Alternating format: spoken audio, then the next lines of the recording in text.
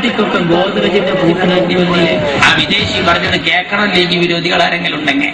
എന്താ വിദേശി പറഞ്ഞത്?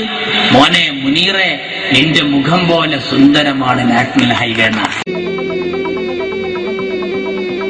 മോനെ മുനീറെ, നിന്റെ മുഖം പോലെ സുന്ദരമാണ് നാഷണൽ ഹൈവേ. മാറ്റിക്കാർ റോഡൊന്ന് നന്നാക്കിക്കൂടെ? ഈ റോഡ് റോളാണ്. ഇപ്പൊ ഈ മാറ്റിച്ചേരോട് ചോദിച്ചു നോക്കാണ്, എന്താ സഖാവേ റോഡ് നേരാക്കാത്തത്? മഴല്ലേ മഴ ചെയ്യുക പറഞ്ഞാല് റോഡാണ്, അതൊരു ഈസിയാണ് എന്നുള്ള മട്ടിൽ ആരും എടുത്തിട്ട് കാര്യമില്ല. പണി ചെയ്യണമെങ്കിൽ ഇതിനകത്ത് വ്യവസ്ഥകളുണ്ട്. ഇപ്പോ PWD മാനുവൽ ഉണ്ട്, ഇന്ത്യൻ റോഡ് കോൺഗ്രസ് ഉണ്ട്. ഇവരെ ഇതിന്റെയൊക്കെ ഒരു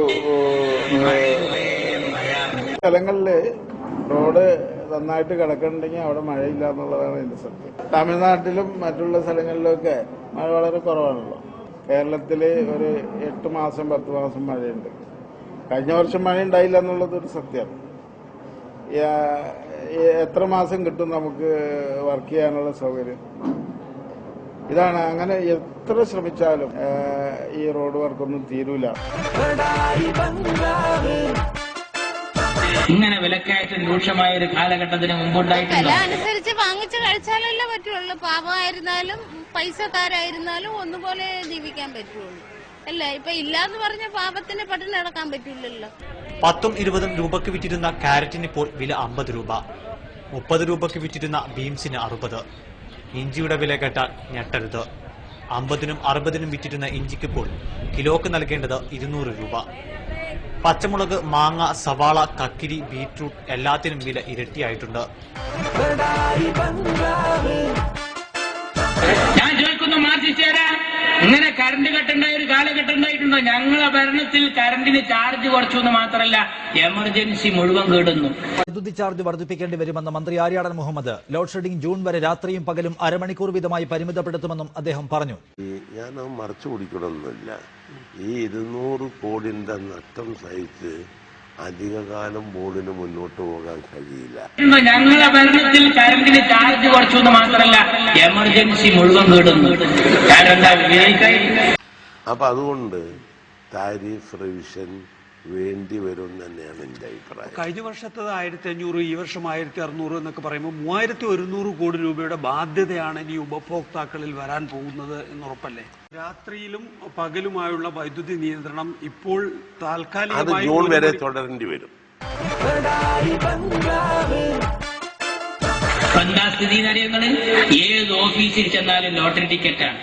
ലോട്ടറി ടിക്കറ്റാണ്. ഒന്ന് ആലോചിച്ച് നോക്കൂ. ഓഫീസിൽ മുഴുവൻ ലോട്ടറി ടിക്കറ്റ്. ഏത് ഓഫീസിൽ ചെന്നാലും ലോട്ടറി ടിക്കറ്റാണ്. ലോട്ടറി ടിക്കറ്റാണ്. ഒന്ന് ആലോചിച്ച് നോക്കൂ. ഓഫീസിൽ മുഴുവൻ ലോട്ടറി ടിക്കറ്റ്.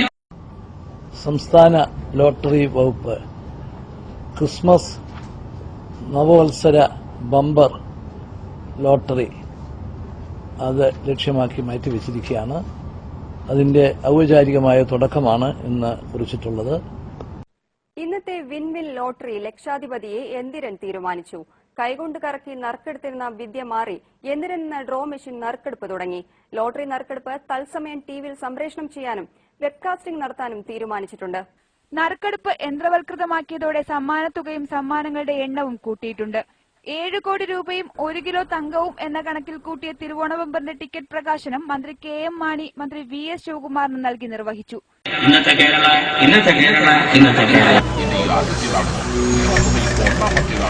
ഇപ്പൊ എന്റെ പണി ഇതാണ്. സംസ്ഥാന സർക്കാരിന്റെ ലോട്ടറി ഏജന്റ് ആയതോടെ ഞാനും എന്റെ കുടുംബം സന്തുഷ്ടരാണ്. നിങ്ങൾക്കും ഒരു ലോട്ടറി ഏജന്റ് ആവാം. ഭാഗ്യത്തിനൊപ്പം വരുമാനം.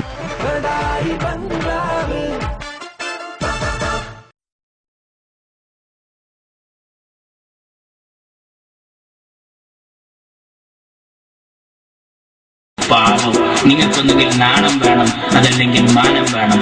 അത് രണ്ടുമില്ലെങ്കിൽ നാണവും മാനവും ഉള്ളവർ കുളിച്ച കുളത്തിൽ പോയി ഒന്ന് മുങ്ങുകയെങ്കിലും വേണം. ജനദ്രോഹ നിലപാടുകളിലും പരസ്പരം സഹകരിക്കുന്ന മുന്നണികൾക്കെതിരെ ബദൽ രാഷ്ട്രീയ മുന്നേറ്റത്തിന് SDPA സ്ഥാനാർത്ഥികൾക്ക് സീലിംഗ് ഫാൻ അടയാളത്തിൽ വോട്ട് രേഖപ്പെടുത്തുക.